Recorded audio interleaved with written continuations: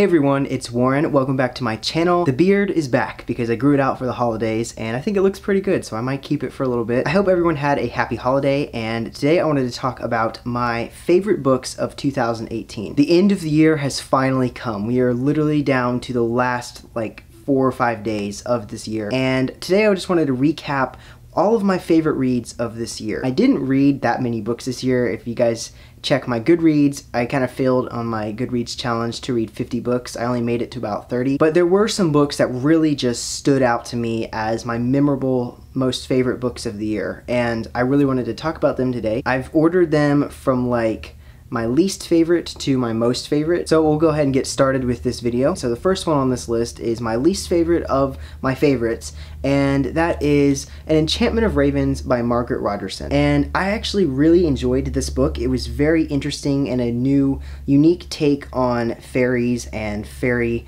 fantasy that's becoming so popular nowadays. Everyone loves a book about fae because we have The Cruel Prince, we have Sarah J. Maas's books, we've got Holly Black's books, and Cassandra Clare has Seelie Fays in her book. It's just a big fantasy trend right now. And this book is just a small standalone book that's only about 300 pages. It almost borderlines on being a novella.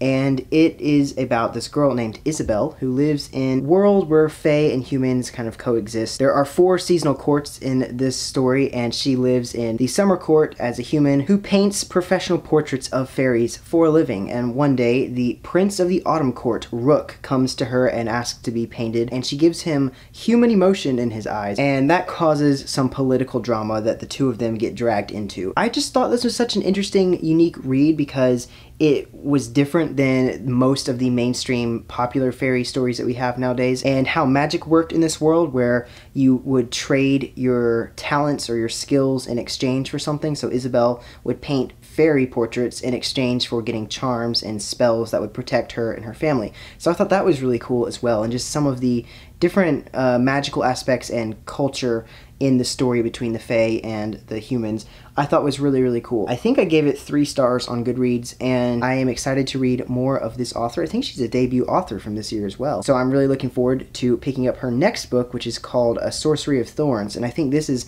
going to be a standalone fantasy as well. So I'm really looking forward to reading more from this author because I really enjoyed her debut novel for this year. Next up is a classic, and it is one that I really enjoyed this year, and I was really unsure of what to expect going into it, and that is The Picture of Dorian Gray by Oscar Wilde. This is kind of a mystical fantasy story about this young man named Dorian Gray, and he sees a portrait of himself and he realizes how beautiful he is, and gets a little bit of an ego, kind of goes to his head, and he wishes that he could remain young forever while the portrait ages, and he ends up getting exactly what he wishes for. And I was not expecting to enjoy it as much as I did, and I think I gave this 5 stars on Goodreads. It was just really good, and I am looking forward to reading more classics in 2019. Next, I read a book during Booktubeathon this past summer, and this was a book that I was not expecting to like because it's in a genre that I don't really like as much, but I ended up really loving it, and I can't wait to read the second novel, which is a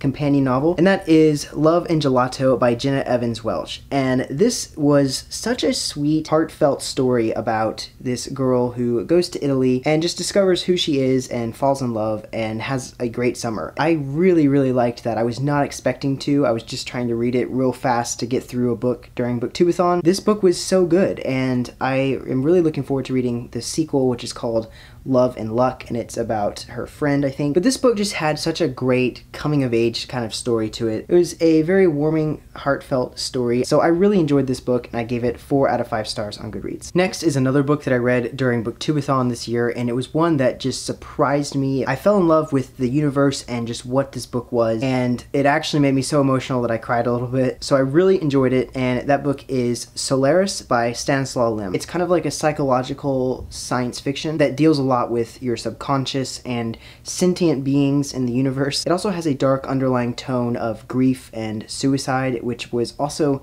very interesting to see how that layered on top of the rest of the plot with all the, like, the science fiction universe stuff. And as far as I'm aware, this is just a standalone novel. I don't think this was part of any kind of series. It was just one novel. But even in this one book, the author created this entire future history of the Milky Way galaxy and of planet Earth. And I thought that was so cool. The immense world building in this story was insane for what it was, just being literally like 200 pages. It was immersive read for being so short, and I really enjoyed it, and I loved the main characters. We have Kelvin, who's a psychologist who goes to this planet Solaris, and the other main character is his wife, Rhea. She's the one who committed suicide, and so her ghost, or like her apparition, is appearing to him on this planet. The reason behind it is because the planet Solaris is a sentient planet. It's like alive, it has a consciousness, and it's creating projections off of the inhabitants' subconscious. It's so weird and creepy, but I really love this book. I think I gave it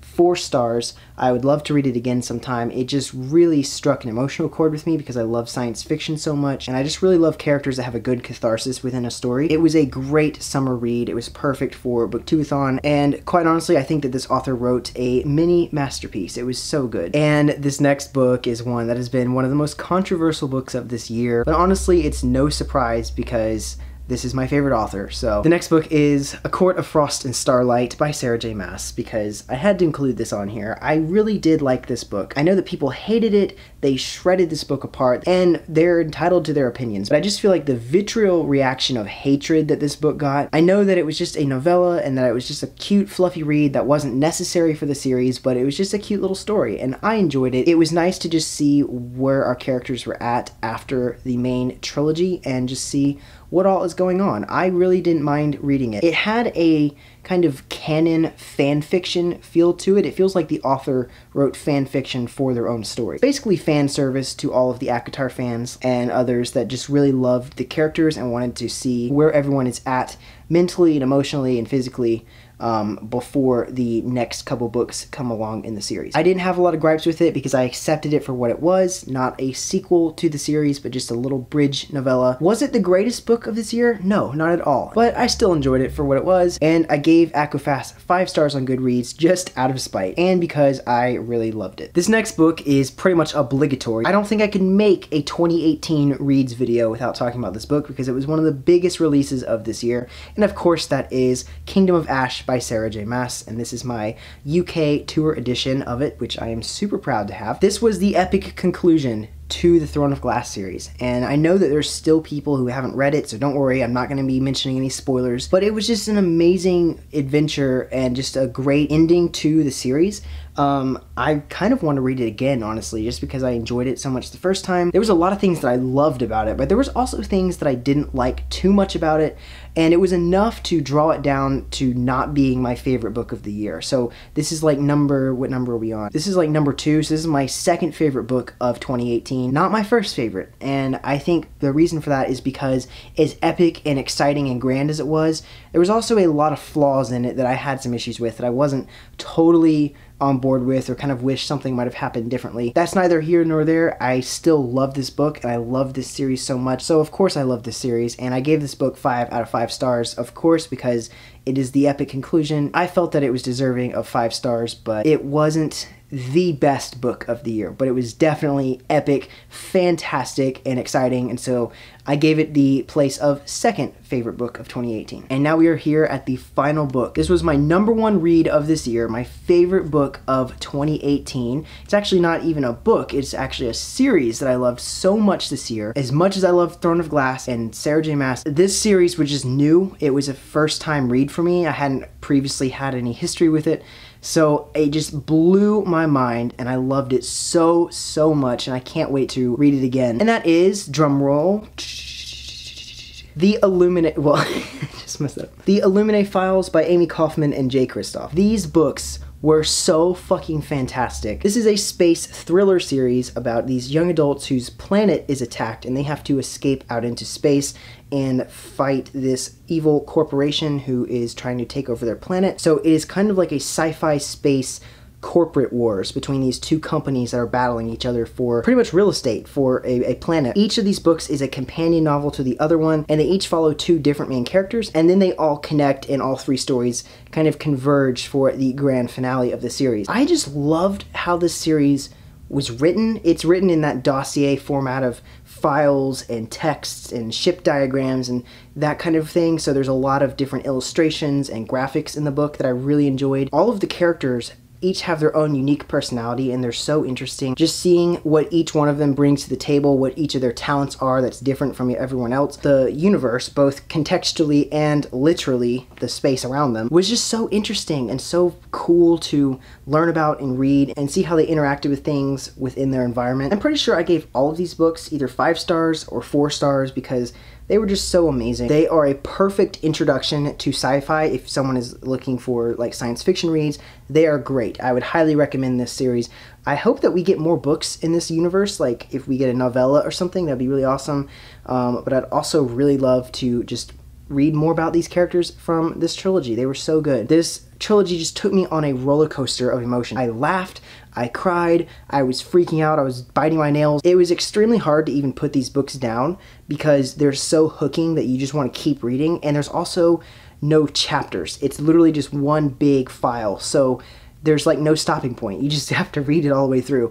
But I was so hooked on them that I just couldn't put it down. Every time I picked it up, I just read and read. They also look really, really thick, and they're about 600 to 700 pages each, but since they are told in such a mixed media format, they actually read very quickly, and you can get through them in about a day. So I really love this series. I highly recommend it, and I wanted the characters to succeed in what they were doing. The reason I picked these books instead of Throne of Glass was because I've read Throne of Glass all the way through, except for Kingdom of Ash, twice now. But this was a new series that I just discovered this year, and I read all 3 of these books pretty close together, so I followed the story. It was just something new that I had never read before, by authors that I had never read before. I don't remember the exact rating for every book, but the series as a whole gets 5 out of 5 stars, and they were definitely my favorite reads of 2018. So that is my end of the year wrap up. Looking back on all the books that I read this year, those were my favorites. Those are the ones that just stood out the most to me and were so memorable that I kept thinking about them just all year long. It's been a crazy year. It's crazy to think that it went by so fast and that we're already approaching 2019 now. Let me know in the comments what your favorite books of 2018 were, what your top 10 or top 5 list is of your favorite books from this year, and if you've read any of these books that I mentioned in this video,